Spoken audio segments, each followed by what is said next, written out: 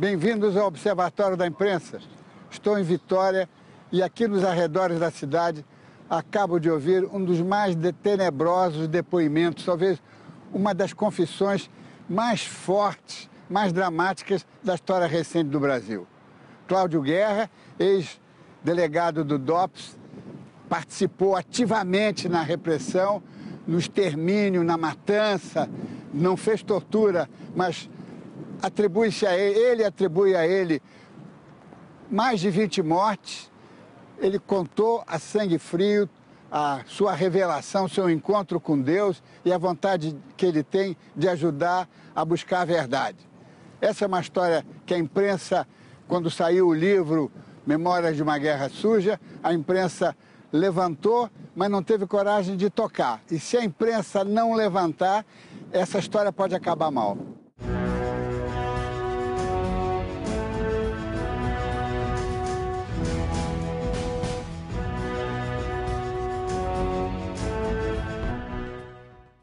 Cláudio Antônio Guerra, 27 anos depois do fim da ditadura, o senhor se arrepende e confessa tudo que cometeu, todos os crimes que cometeu. O arrependimento, segundo o senhor afirma no depoimento ao livro Memórias de uma Guerra Suja, foi por razões religiosas. O senhor encontrou Deus, quer reencontrar a paz de espírito e quer cumprir com um dever, não é? Mas, durante os 18 anos ou 15 anos que o senhor esteve a serviço da repressão e que participou ativamente dela, o senhor em nenhum momento encontrou razões de caráter moral, espiritual, humano, para balançar um pouco, para perceber o que estava fazendo? Olha, dizer que eu era insensível não condiz a verdade. Nós sentíamos, sim, mas naquela época eu entendia como um cumprimento de dever, né? Eu tinha uma ideologia que era totalmente contrária ao comunismo. Eu aprendi isso desde criança, né? Que o comunismo era o inimigo, né? E no decorrer da minha vida, no início da minha vida, eu sofri isso diretamente, lá no interior de Minas, logo no início da Revolução. Teve uma invasão de terrenos, eu era oficial de justiça nessa época, e fui designado para poder tirar as pessoas que tinham invadido essa área lá num lugar chamado Pimentel, Minas Gerais. E lá teve reação, eu tinha o dever, né, de ofício, de requisitar a força, eu requisitei a força policial e essas pessoas foram tiradas. Só que eu não sabia que eu estava mexendo com interesses de fazendeiros também. E naquilo ali o fazendeiro mandou que me matasse. E foi o início, eu quero que o senhor entenda, as pessoas que me ouvem entendam, não é justificando não, mas foi o pontapé para mim entrar no caminho da violência, entendeu? Porque aí, quando foram me matar, mataram um primo meu enganado, achando que era eu. E eu queria vingar, né? Jovem, tinha saído do exército há pouco tempo, cheio de gás, né? E fui ajudado por uns coronéis da PM, né, na época, Coronel Pedro, Capitão Pedro na época, né? E eu achava que eles tinham feito uma grande coisa me ajudando a vingar, né? E só que aí, com esse favor que eles me prestaram, eu passei a ser devedor. Mais tarde, houve uma ordem do governo de Minas para poder acabar com o crime de mando no interior de Minas, que era parte do Espírito Santo, parte de Minas, que era uma região contestada. E aí foi a cobrança, né? Porque tinham me feito um favor lá na coisa, aí me buscaram para me servir, né, junto com essa equipe do Coronel Pedro, né? E ali, nessa época, morreu muita gente, entendeu? Aí foi... Disputa de terra. Disputa de terra, né? E a pistolagem de lá, morreram tudo, né? E na época eu não sabia, né? Depois conversando com o Rogério, né?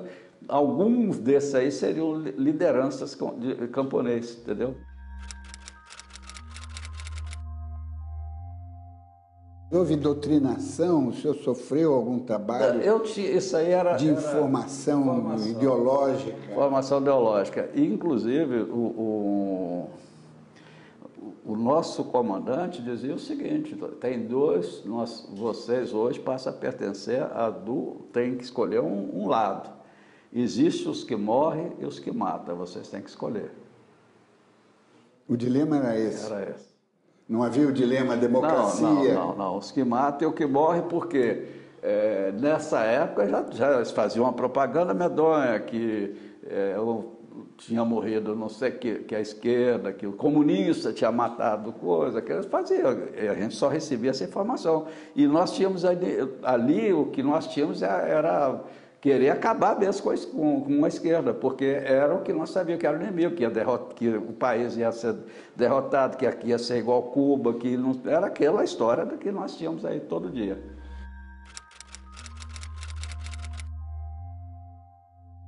Ao longo do livro fala muito que o senhor é um atirador de elite. Onde é que o senhor aprendeu toda essa...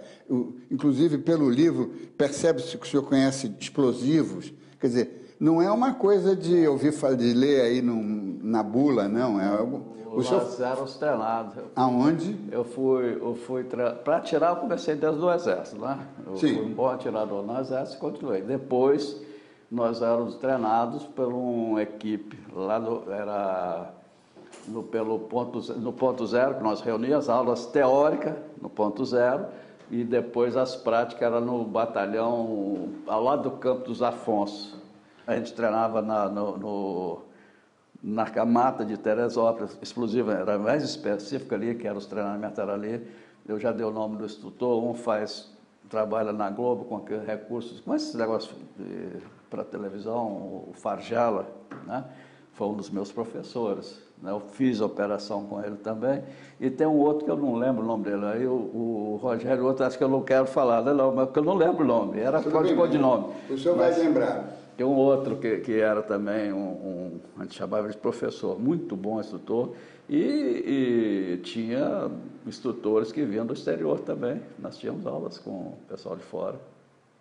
Dos Estados Unidos? Da América e da Inglaterra, especificamente. Ensinavam? E Israel eu aprendi já em São Paulo, lá no do Clube Tietê. Eu sou atirador do Tietê, né? E era atirador, hoje eu sou servo de Deus. E eu treinava muito lá, a gente treinava muito tiro ali no Tietê também, né? Para tiro. E ali foi que eu recebi um ensinamento de um agente do Mossad, como é que faria 2 tiros limpos que não escapa a pessoa, né? No peito, né? É você puxar 2 vezes, você mirou 2 vezes. E sempre usar uma arma de pequeno calibre, para poder ser o tiro preciso, né?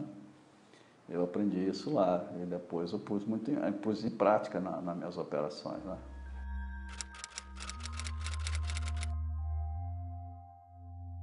O senhor não consegue relacionar o número de pessoas que o senhor executou? Fala em quase uma centena? Eu não sei nominar para o senhor mesmo, já falei isso com o Rogério também, porque houve esse episódio em Minas, né, que foi nos anos 60, né, 60 para mim, eu acho 68, por aí fora. Depois vim para o Espírito Santo, né. Teve o período que aqui a gente começou, né, pelo assaltante, traficante. Sim, mas aí já é a serviço da lei. Pois né? Mas políticos não chega a isso não. Foi esse período lá de Minas, que para mim, se tinha líderes ali camponeses, eram poucos, né? E o que foi depois? Em São Paulo, né? Eu já narrei, as pessoas que eu executei em São Paulo, está narrado aqui no livro, né? E Recife, 1. Então não são tantos, mas... Não, que fosse um já exatamente. Era horrível, né?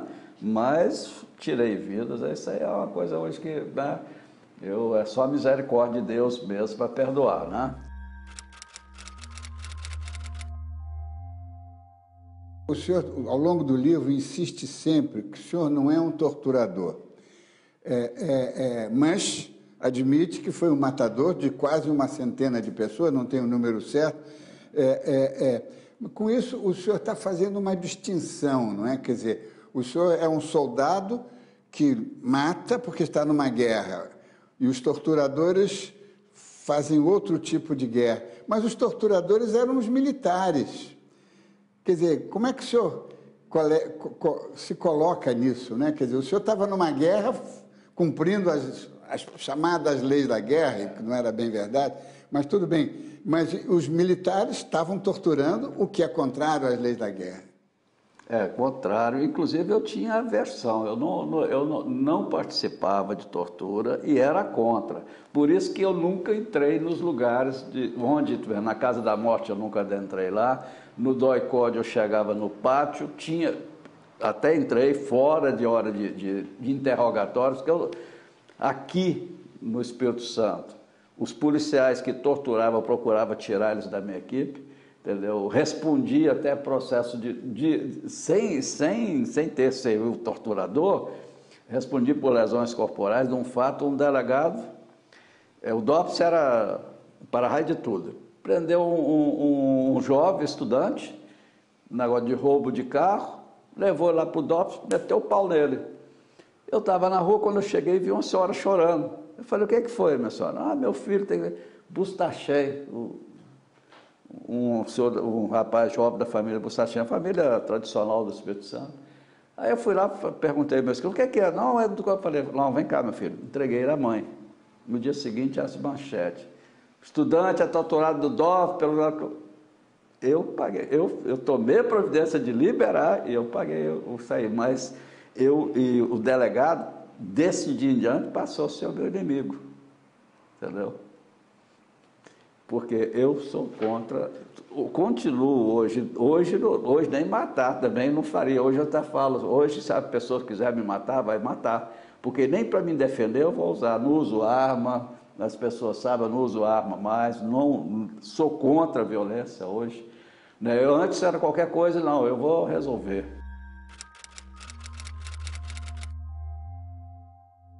No livro, Cláudio Guerra, o senhor diz que houve momentos depois de algumas ações que o senhor teve abalos, referiu-se até que foi hospitalizado, foi atendido no Hospital da Aeronáutica, quer dizer, a violência, o senhor sentiu a violência que cometia. Por que o senhor não deu sequência a isso? Quer dizer, esse era o lado bom seu, que estava até procurando Deus, não é? E o senhor sufocou isso. Olha, aí foi a doutrina política que sufocou. Foi. Na época, o sentido de querer cumprir o dever, né? Embora eu soubesse ali, eu sentia meu corpo, né, respondendo, mostrando que... Está até mostrando, às vezes, hoje eu sei que estava mostrando que eu estava errado, né? Porque vinha sequelas, eu tinha taquicardia, dor no peito, como se estivesse infartando mesmo, né? E me deixava mal. Aí foi a época que até o coronel aviador Juarez levava médico para mim cuidar, eu morava em Copacabana nesse período, né? E tinha muita coisa. Agora, hoje, né, por que eu não parei, né? Por que eu, naquele momento, não busquei Deus? É pela ignorância mesmo, né? Que a gente não conhecia, né? Até foi preciso de Deus me amassar muito, né? Eu digo até ao senhor, indo mais além, né, para isso servir de exemplo para aqueles que ainda não sabem separar o certo do errado, né? Para eu conhecer que estava errado, foi preciso de eu ser amassado. Foi preciso, igual está ensino aqui na Bíblia, ir para cá do oleiro, para ser amassado, entendeu? Para poder renascer um novo homem, conhecendo que estava errado e reconhecer que errou. Porque se Deus não faz isso comigo, hoje eu louvo a Deus por ter ido para um presídio. Eu reclamava, hoje não. Hoje eu agradeço a Deus de ter ido lá para poder eu ter refletido e saber, hoje saber falar, olhar para pôr minha cara e falar, errei.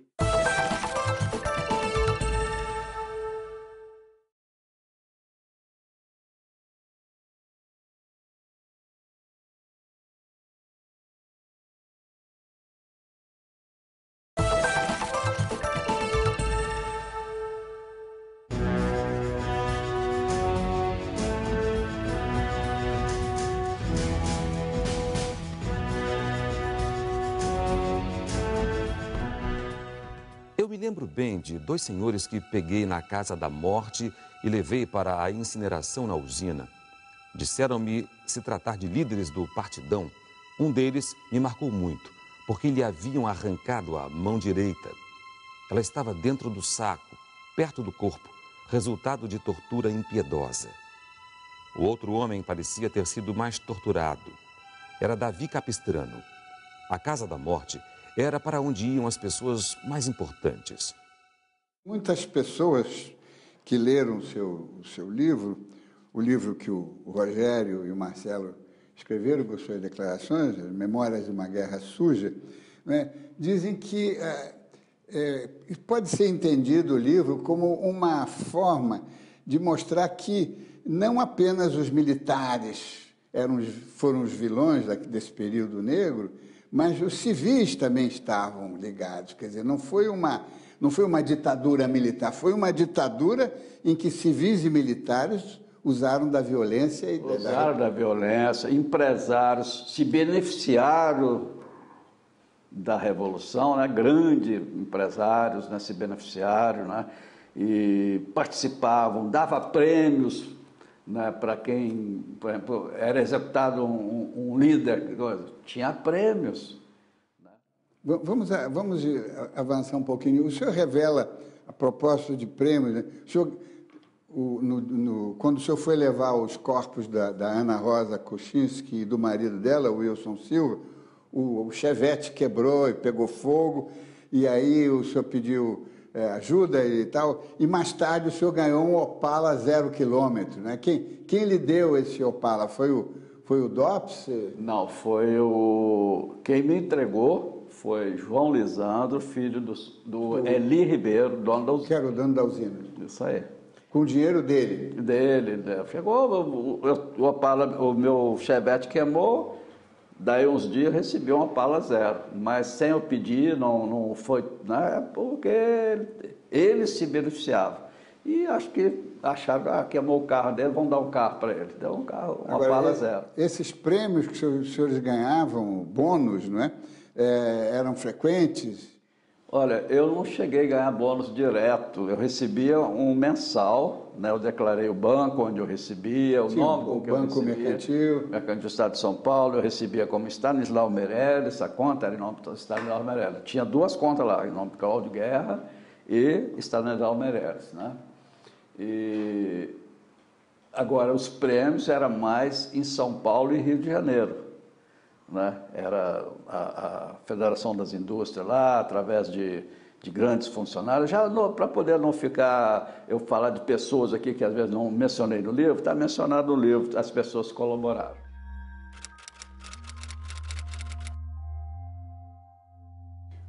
O senhor fala também numa coisa chamada Irmandade, não é? Isso aí é que... Fala no espírito da Irmandade. Como é que é essa Irmandade? A Irmandade era assim. A gente servia um ao outro, de verdade, né? Era o mesmo princípio que tem a maçonaria, de você ajudar um ao outro, ser companheiro, né? O que você precisar, né? Você dá até a vida pelo companheiro, né? Pela causa, né? E essa Irmandade tinha isso aí. E me preocupa muito até hoje, porque não acabou. O espírito não acabou ou a Irmandade não acabou? Não acabou. A Irmandade não acabou? Não acabou, não acabou. Ela está aí? Está aí, é ativa, né? Eu tenho falado isso sempre, né? Para as autoridades, não acabou, né? Está adormecida, né? Mas está aí. É tanto que você pode ver que de uns tempos para cá, não sei se é porque sabiam que ia sair esse livro, começou a sair um monte de coisa aí de alguns militares, né? O senhor, por exemplo, na página 174 do livro, fala no Wilson Pina, que era um agente da repressão e que estava trabalhando até há pouco tempo para o governo e preparou um dossiê contra o irmão do Franklin Martins, quer dizer, eles estão operando. Ativo, é isso que eu estou falando. Hoje, eu tenho, né, eu falei isso para Rogério, vou falar para a Comissão da Verdade, tem muitos Cláudio Guerra. O senhor sabe quem são eles? Sei, e se eu tiver vida até lá, eu vou nominá-los. Né? Não para o senhor aqui agora, mas para a Comissão da Verdade vai ser esclarecido.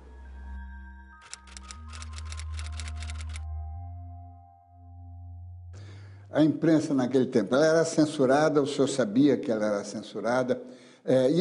Isso lhe dava, digamos, o fato de haver esse silêncio, essa mordaça, lhe dava, digamos, uma garantia de impunidade, de segurança? Dava sim, a gente não é segurança que nós tínhamos certeza que não ia sair nada, saía só o que queria, porque tinha muitos colegas seus que participavam. Pois é, Tinha colegas seus que faziam o jogo, né?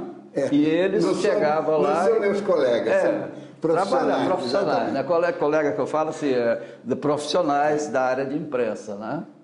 Não, até hoje nós sabemos que muitos profissionais, jornalistas, serviam à linha dura, não ao... Isso aí, né?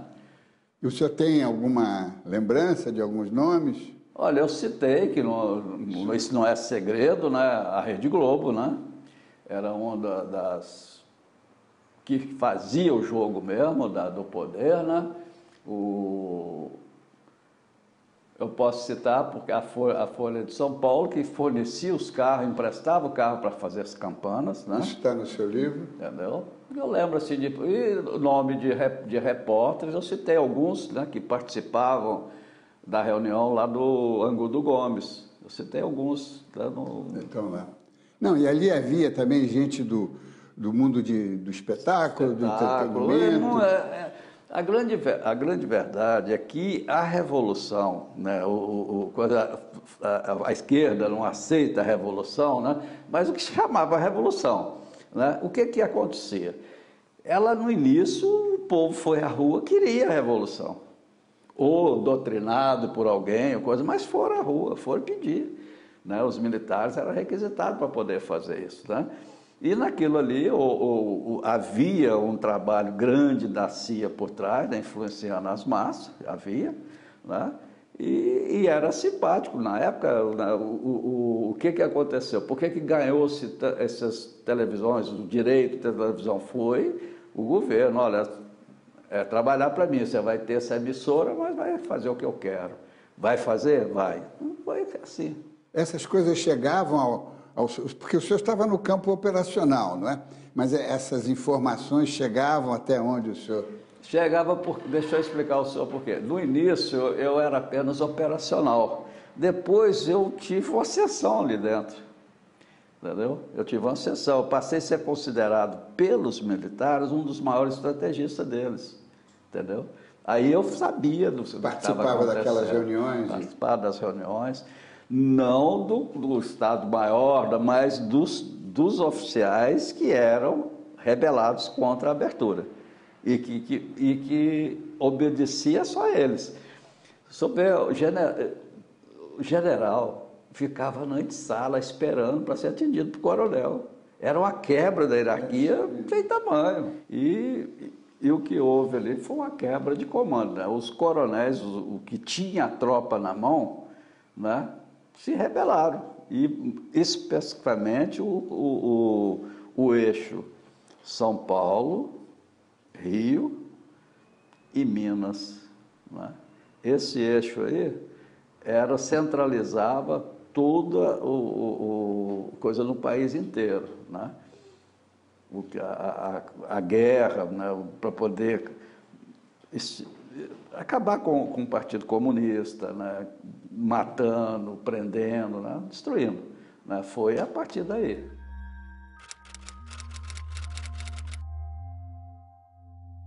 O AI-5 foi crucial, quer dizer, deu liberdade para a repressão começar a operar. Soltou as tigrada, amarras. né? Soltou a tigrada. É verdade, é verdade. Ali foi, né, foi um ato que triste para o país, para hoje, né, a gente tem que lembrar com tristeza, né? Porque foi realmente a liberdade de fazer o que queria, o que o comandante militar queria se fazia. Acabou.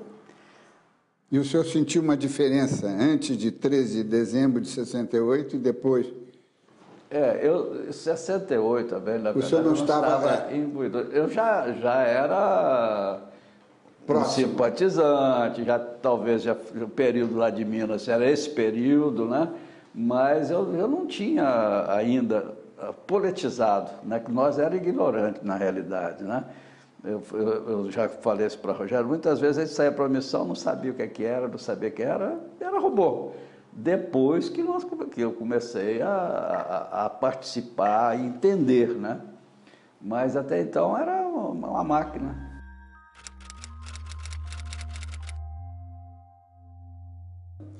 Pois é, o senhor tocou agora num assunto que, para mim, é o mais, talvez politicamente o mais importante do livro, é de que realmente os senhores estavam a serviço da linha dura, e a linha dura se consumou mesmo a partir do projeto da distensão do Geisel Golbery. Aí os senhores eram os soldados da linha dura, não é? E ela que não queria, e ela que começou a fazer maiores absurdos, inclusive com o negócio do Partido Comunista, né? Que já naquela época sempre foi contra pegar em armas, né? E os senhores liquidaram a direção do partido, assassinaram o Comitê Central. Né? Era a maneira de colocar a sociedade, né, o povo, contra a esquerda. Era essa maneira. Não tinha, foi uma estratégia deles. Inclusive, eles se espelharam no que aconteceu na Argélia, né? Aí espelhou para aqui também. Não, nós vamos fazer os atentados, o inimigo vai ter que ter sempre. Aí sempre tinha um inimigo para poder... Acabou as guerrilhas. Fabricou-se inimigo. Quer dizer, o inimigo fabricado foi o PCB. Embora eles fossem contra a luta armada. O episódio do Rio Centro, né, eu soube posteriormente que nós panfletamos, pichamos as coisas lá com a LM, parece. LM. E depois, mais tarde, eu soube que a LM já tinha acabado quase toda. Não, mas isso eu não sabia na época, né? Eu recebia a ordem e ela fazia, né? Mas eu soube mais tarde que já estavam os líderes, a maioria estava preso, ou já estavam mortos. Né?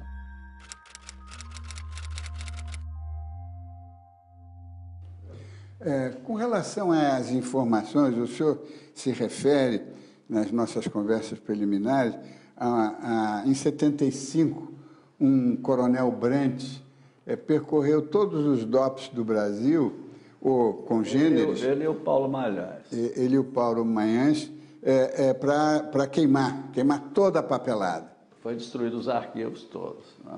Quer dizer, os arquivos que comprometiam, só ficou o feijão com arroz, que não criminalizava ninguém, né? O resto foi todo... Quer dizer, em 75, a linha dura já tinha uma previsão de que eles precisavam queimar o papel porque eles iam perder a guerra. E porque a presidência da República, o general Golbery, já estava... Né? Abertamente. Em 75 foi o ano que, para nós, que não estávamos sabendo das coisas, né? Mesmo jornalistas, foi o ano do afastamento do ministro da Guerra, no comandante do 2º Exército, logo depois do Manuel Fiel Filho, depois o Herzog, né, em outubro. O senhor não teve implicado porque foi lá no DOI-CODE de São Paulo, mas repercutiu, é uma repercussão nacional, internacional muito grande. Qual foi sua reação naquele episódio? De aversão, porque a gente tinha, né, pelo conhecimento, sabia que ali não tinha sido suicídio nada, né? E que tinha sido mais uma burrada, de mais um morto sob tortura, né? E que, por que eu vi aquilo ali? A pessoa que fez aquilo, o que comandou aquilo, em lugar, ele prejudicou mais o grupo de direita queria, que era trazer a simpatia da sociedade, do povo, para a causa deles, foi muito justamente o contrário. Então, nós vimos que aquilo ali foi um tiro no pé que os caras deram, entendeu? Nós que naquela época estava lutando para poder não ter abertura, ficamos na bronca, inclusive. Agora, na sua opinião, quer dizer, o que circulava na comunidade de informações ou de segurança que foi um acidente, né? Quer dizer, eles não esperavam. A grande verdade, os militares da época, hoje estão melhor preparados, né? Eles não estavam preparados para isso, não estavam. Não, eu digo, eles estão melhor preparados, mas não para poder, eu falo melhor preparado, porque eu tenho certeza que hoje nenhum comandante militar vai permitir que uma pessoa sob sua guarda seja torturada até a morte, entendeu? E ali eles se excediam, né? Perdiam o controle. Ali eu acho que eles não matavam, nem queriam matar não, mas perdiam o controle, né? De raiva, e exorbitavam mesmo e passavam do limite e matavam a pessoa. Quer dizer, não tinha, né, o que, vou falar pela polícia, né, polícia civil, coisa, eles, até hoje eu estava falando, o promotor falou, mas tortura? Foi claro que tortura. Se eu falar que na polícia não tortura, só está querendo mentir para o senhor mesmo. Nos presídios, eu fui testemunha de ver tortura lá nos presídios. Então, existe da mesma maneira, só que não existe uma tortura igual era cometido por aquelas pessoas, porque eles não tinham a prática, né? Não tinha, vamos dizer, a malandragem do policial de chegar, de tirar uma confissão e a pessoa continuar viva. Não, eles acabavam matando, né? Uma das coisas que impressiona muito no livro a descrição muito fria, não é? Muito dolorosa, da eliminação dos cadáveres, né? Dos 10 cadáveres, todos eles mortos justamente no período em que o Geisel já tinha sido eleito, né? Quer dizer, era realmente uma atitude contra a distensão. Era uma rebeldia contra a distensão mesmo, né? E querendo eliminar quanto mais inimigos que eles falam que teriam, né? Era Pois é, agora, essa coisa de queimar o cadáver, quer dizer, foi uma solução quase nazista, não é? Porque os nazistas também inventaram as câmeras de gás para queimar, não deixar restos, não é? Quer dizer, isso foi uma sofisticação. Até então eles desovavam os cadáveres. Enterrava como indigente, né? Fazia o nome trocado, aquelas coisas todas. Só que estava começando a aparecer. Aí eles queriam uma alternativa e quiseram o negócio do forno, né?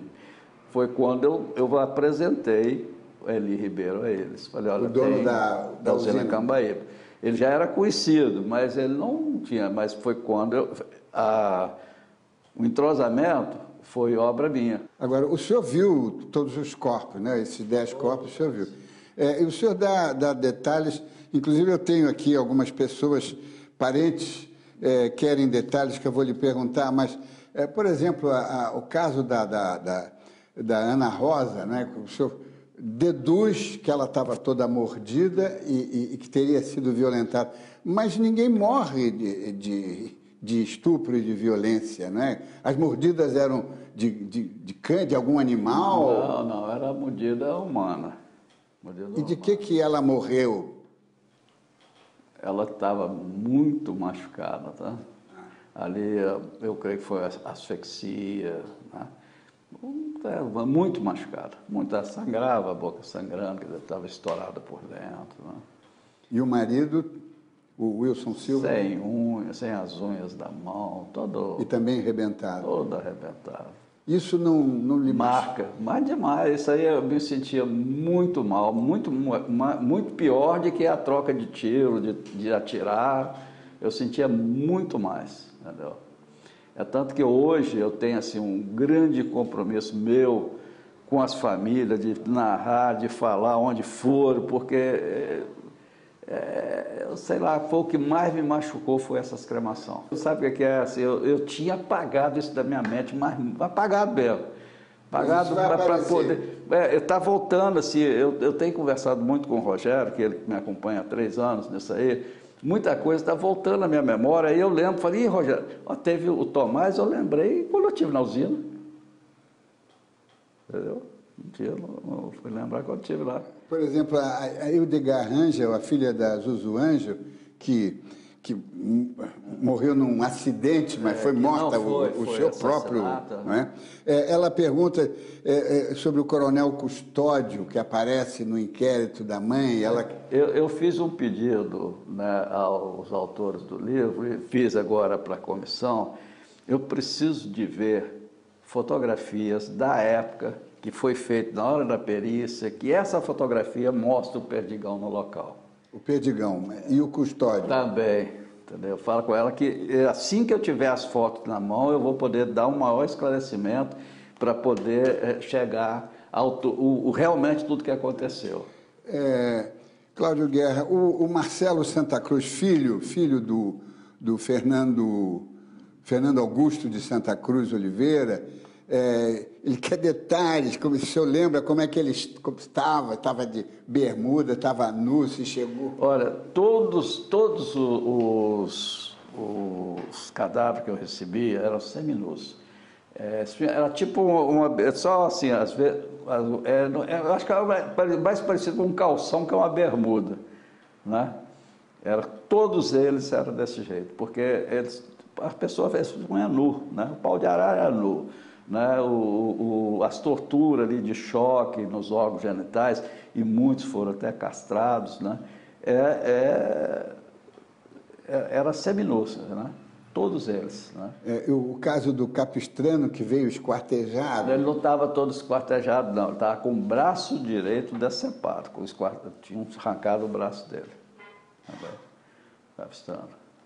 Os outros, a maioria era fraturas expostas, os ossos aparecendo, entendeu? A maioria era assim, né? A maioria. Olha, são cenas que, para mim, me deixa muito abalado narrar isso aí, que para mim é a pior época da luta que eu participei, foi essa aí.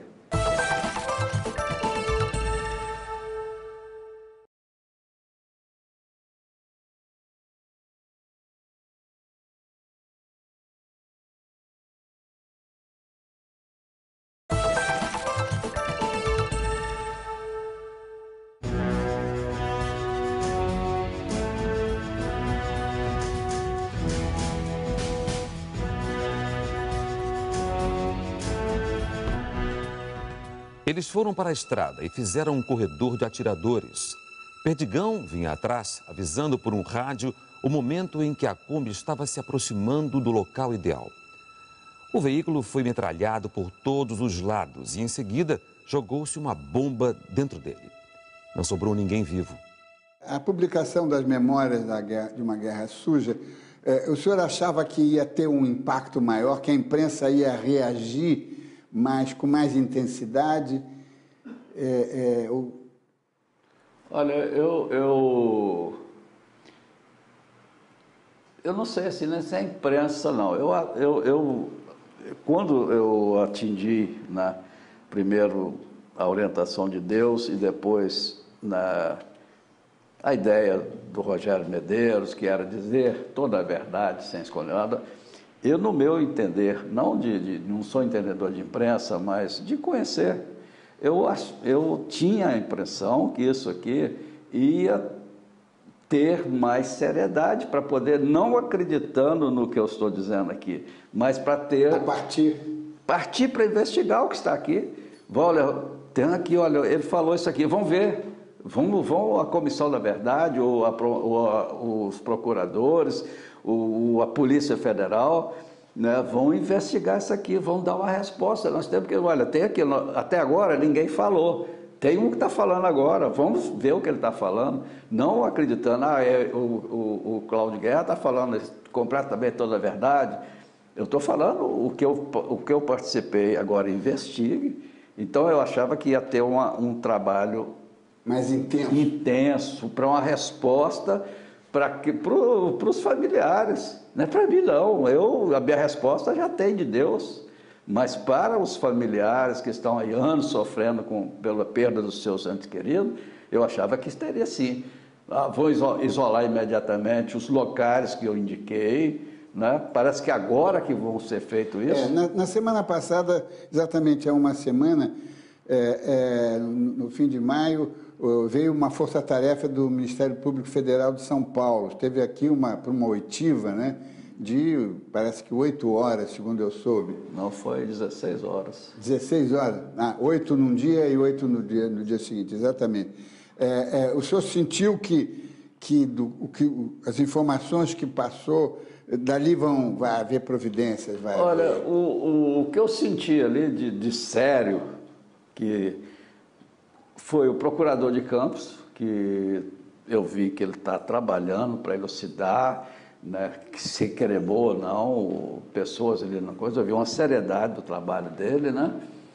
E os outros, não sei se é por causa da juventude, né? Eu vi umas perguntas assim, né?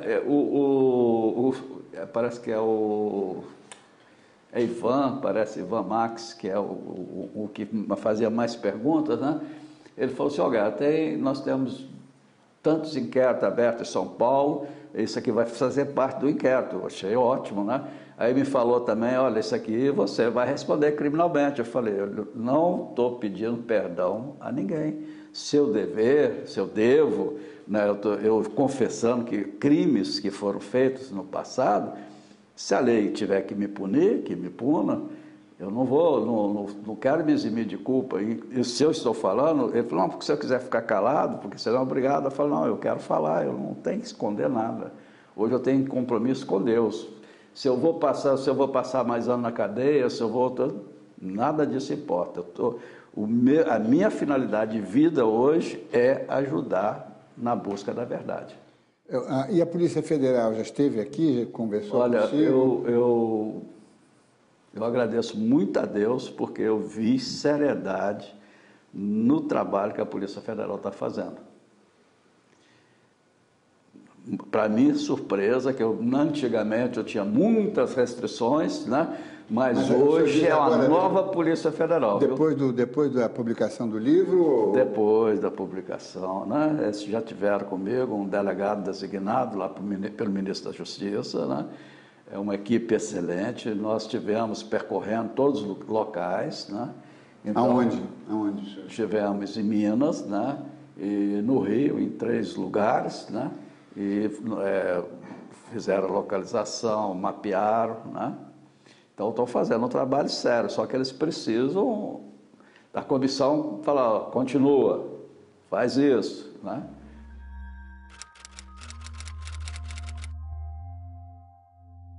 Agora, o senhor espera que outras pessoas que trabalharam ao seu lado, ou na mesma missão, que estão vivas, né, que sabemos que estão vivas, elas também vão conseguir encontrar uma forma de se apresentar perante a sociedade? Olha, eu faço até agora, aproveito o programa do senhor para me dirigir àqueles companheiros que trabalharam comigo, que fizemos operações juntos, né? Que não tenham medo da verdade e que, né, que venham perante as autoridades e confessem o que fez, contar a história do que aconteceu. Pelo o que eu conheço, pelo menos o que a lei fala, né, se não for mudada, que houve anistia para os 2 lados, né? tanto para a direita quanto para a esquerda. Os crimes têm mais de 20 anos. Pela nossa lei penal, fala que está prescrito, né? Mas pode... Qual que é a condenação que eu acho que tem para nós? A condenação moral. Condenação moral. Essa Você vê que eu, por causa desse livro, perdi a minha companheira, minha esposa, que tinha 18 anos, que era minha mulher. Com esse livro aqui, com a verdade que eu contei aqui, eu perdi. Nós podemos ter perdas pessoais? Podemos. O Ministério Público Federal bate muito que é crime permanente e que as pessoas vão ser responsabilizadas. Eu já tinha conseguido fazer contato com algumas pessoas, essas pessoas já estavam dispostas a colaborar.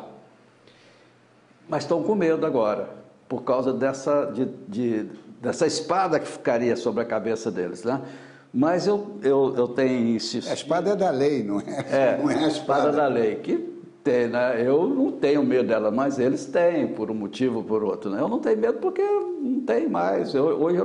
A minha finalidade de vida hoje, os restos dos meus dias, é falar de Jesus, falar do que Jesus é capaz e de que o errado não compensa. Errar não compensa, tem que andar reto e fazer o que é certo, né? Então, minha finalidade de vida é essa. Ser interrompido é porque é a vontade de Deus, Deus que é o dono de todas as coisas. Então, eu creio no Deus que eu sirvo, eu creio que se Ele tem um plano para mim, o plano é esse, é de eu falar a verdade, de ajudar na busca da verdade, para que ela não aconteça mais os erros que foram cometidos.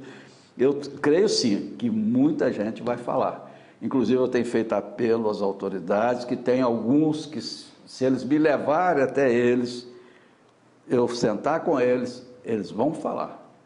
Quer dizer, a máquina da busca da verdade está funcionando. Tá. E eu tenho certeza que, sendo levado até eles, eu sentando com eles, eles vão falar.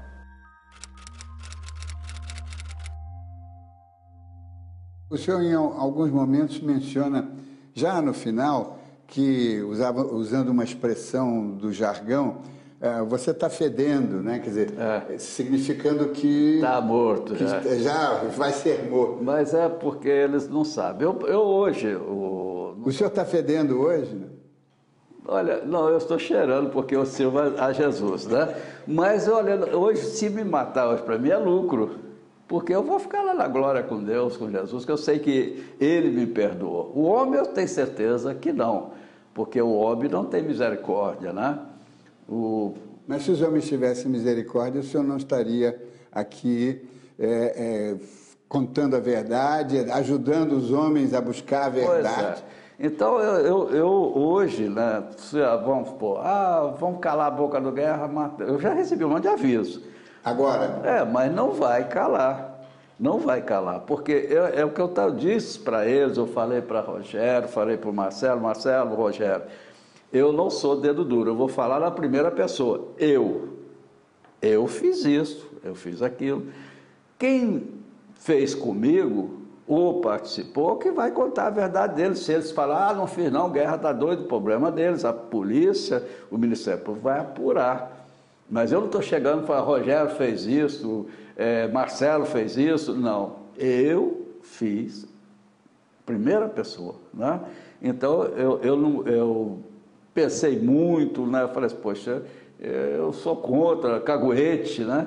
Mas eu não me sinto dedo duro de ninguém, né? Inclusive, eu tive agora aí no interior, as pessoas vieram conversar comigo, eu achava que iam ter uma aversão, mas não tiveram, não. Conversaram comigo normal, acharam que foi bom o que eu estou fazendo, né? Alguns. Agora, aqueles que estão sendo diretamente atingidos, estão com raiva mesmo, né? Mas eu falo para eles, não é que eu estou pedindo para não fazer nada, não. Se quiser fazer, vamos fazer, porque é difícil de impedir, né? Mas eu creio que meu dever eu estou cumprindo. Se eu tive coragem naquele passado lá, fazer as coisas erradas e fazer, muito mais coragem eu tenho hoje de falar a verdade e de poder ajudar um pouquinho, reparar um pouquinho as coisas erradas que eu fiz. O senhor falou antes nos jornalistas que serviam a linha dura. Esses estão tranquilos hoje? Ou já, eu acho que não, eles devem ter ficado bem aborrecidos de alguns ver os nomes citados, né? Sim, mas muitos o senhor não citou, ou citou todos? Não, citei alguns que eu lembrei na hora.